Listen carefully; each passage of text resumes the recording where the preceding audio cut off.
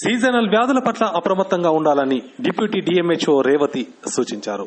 సిద్దిపేట జిల్లా దుబ్బాక నియోజకవర్గంలోని అక్బర్పేట భూంపల్లి మండలం కాజీపూర్ గ్రామంలో ఆమె పర్యటించారు. ఇటీవల గ్రామంలో వరుసగా డెంగ్యూ కేసులు నమోదు కావడంపై ఆమె స్పందించారు.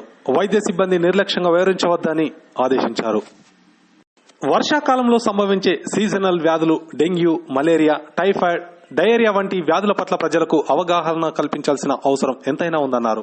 గ్రామీణ ప్రాంత ప్రజలు వ్యక్తిగత పరిశుభ్రతతో పాటు ఇంటి పరిసరాల పరిశుభ్రత, ప్రతి మంగళవారం, శుక్రవారం డ్రై డే పాటించాలని సూచించారు. అక్కడక్కడే మైల్డ్ గా ఉన్న వాళ్ళకి ట్రీట్మెంట్ కూడా ఇస్తున్నాము. ఇంకా కొంచెం సిమ్టమాటిక్ గా ఉన్న వాళ్ళందరికీ శాంపుల్స్ కలెక్ట్ చేస్తున్నాము మా ల్యాబ్ టెక్నీషియన్ వచ్చి.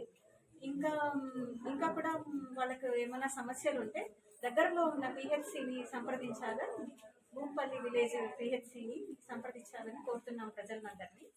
ఏమాత్రం చిన్న చిన్న హెల్త్ ఇష్యూస్ ఉన్నా కూడా హెసిటేట్ చేయకుండా, డిలే చేయకుండా మా పిహెచ్సిని, మా ఏఎన్ఎంని, ఆశా కార్యకర్తని సంప్రదించాలని కోరుకుంటున్నాము.